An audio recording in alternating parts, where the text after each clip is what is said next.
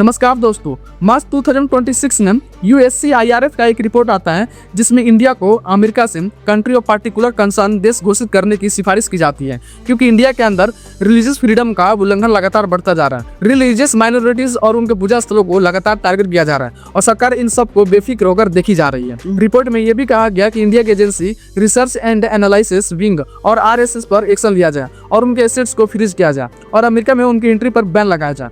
लेकिन सवाल यह है कि USCIRF इंडिया को ऐसे कैसे ब्लेम कर सकता है, जबकि इंडिया के मिनिस्ट्री ऑफ एक्सटर्नल अफेयर्स ने इस रिपोर्ट को मिसलीडिंग और बाइस्ड बताकर रिजेक्ट कर दिया। तो आखिर सच्चाई क्या है? क्या इंडिया इस रिपोर्ट को मिसलीडिंग बताकर सच्चाई से बचना चाह रही है? क्या वाकई इंडिया के अंदर रिलीजियस फ्रीडम का वायलेशन नहीं हो रहा है? आइए समझते हैं इसके पीछे की पूरी सच्चाई को। बात को आगे बढ़ाने से पहले हम ये समझ लेते हैं कि USCIRF रिपोर्ट क्या होता है।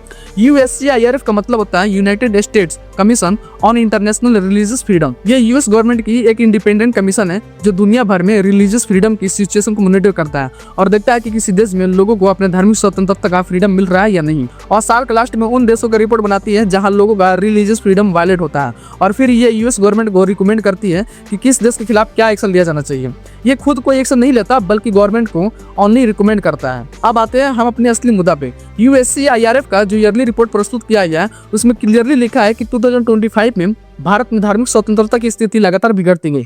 सरकार ने रिलीजियस माइनॉरिटीज और उनके पूजा स्थलों को लगातार टारगेट किया। इस रिपोर्ट में यह भी बताया गया कि मार्च 2025 में महाराष्ट्र में जब हिंदू विश्व परिषद ने ऑलमोस्ट 300 साल पुराना औरंगजेब के मकबरे को हटाने के लिए मांग किया और इसके बाद जो दंगे हुए उसमें कई लोग घायल हो गए और बाद में कर्फ्यू लगाना पड़ा। यह हिंसकता भड़क उठी जब हिंदू विश्व परिषद के नेतृत्व वाले भीड़ ने मुस्लिम ग्रंथ कुरान का अपमान किया। वही जून में उड़ीसा में हिंदू राष्ट्रवादी भीड़ ने 20 ईसाई फैमिली पर हमला किया क्योंकि इन लोगों ने हिंदू धर्म अपनाने से मना कर दिया था। इसमें 8 लोग घायल हो गए थे। इस मामले में पुलिस ने कोई एक्शन नहीं लिया। इस रिपोर्ट में भी शामिल है कि जुलाई में बंगाली भाषा बोलने वाले मुस्लिम को बीजेपी अधिकारियों द्वारा बांग्लादेशी घुसपैठिया का आरोप लगाकर उन्हें बांग्लादेश भेज दिया गया, जबकि इनके पास भारत की नागरिकता थी।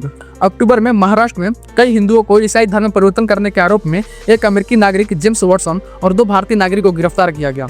इन लोगों पर धार्मिक भावनाओं को ठेस पहुंचाने और काला जादू विरोधी कानून का उल्लंघन करने के आरोप भी लगाए गए, जिसमें लोगों को चमत्कारिक इलाज और समृद्धि का वादा करके लोगों को धर्म परिवर्तन के लिए लुभाया जाता था। मई 2025 में इंडिया पार्लियामेंट में वक्फ बिल पास किया गया जिसमें नॉन मुस्लिम को शामिल किया गया, जबकि पहले ट्रेडिशनली मुस्लिम ही शामिल होते आ रहे हैं। इस बिल के विरोध में जोरदार तरीके से प्रोटेस्ट हुआ जिसमें 3 लोग मारे गए।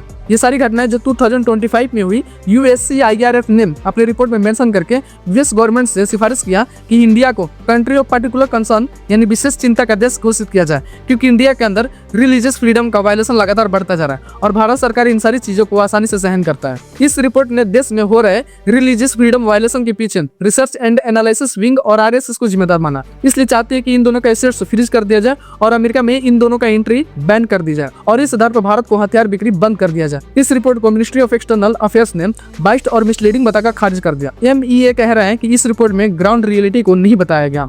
MEA के स्पोक्स पर्सन रणधीर जायसवाल ने USCIRF को जवाब देते हुए कहा कि अमेरिका में भी हिंदू मंदिर में तोड़फोड़ और इंडियन प्रवासियों को धमकी मिल रही है, जिनके ऊपर खुद US को ध्यान देना चाहिए। रणधीर जायसवाल की बात भी सही है, क्योंकि अमेरिका के अंदर रिलीजियस फ्रीडम की कंडीशन भी सही नहीं है। वहाँ भी पिछले साल मंदिरों में तोड़फोड़ हुई। इसलिए रणधीर जायसवाल यही कहना चाहते हैं कि इंडिया को गलत कहने से पहले खुद पर भी ध्यान देना जरूरी है। तो यहाँ पे सवाल ये उठता है कि क्या USCIRF की रिपोर्ट गलत है? तो जवाब है कि नहीं।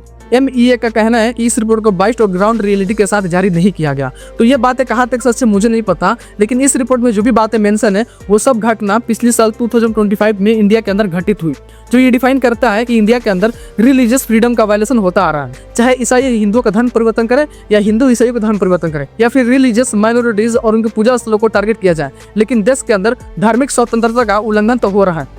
दोस्तों, इस पूरी रिपोर्ट को अगर आप जानना चाहते हैं तो डिस्क्रिप्शन में इसका लिंक दे दिया गया है, आप जाकर चेक कर सकते हैं। एक बात और, यहाँ पे USCIRF का भी गलती है कि इंडिया या किसी भी देश के अंदर रिलीजियस फ्रीडम को मॉनिटर करने से पहले अपने देश को भी मॉनिटर करना सबसे ज्यादा जरूरी है, जो कि उसने नहीं किया। दोस्तों, इस पूरी घटना से हमें ये समझ में आती है कि कानून तो हम ही बनाते हैं और हम ही उसे तोड़कर एक दूसरे को गलत और सही होने का पाठ पढ़ाते रहते हैं। दोस्तों, मेरा मानना है कि अगर वास्तव में लोगों की सोच और समाज को बदलना है तो सबसे पहले हमें अपनी सोच सही रखनी होगी, तभी हम समाज और लोगों को एजुकेट कर चेंजिंग ला सकते हैं। लेकिन जब हम ही गलत होंगे और एजुकेट करने निकलेंगे तो उंगलियां तो उठेगी ही। इसलिए सबसे पहले खुद को सही करें, फिर आगे बढ़ें। धन्यवाद।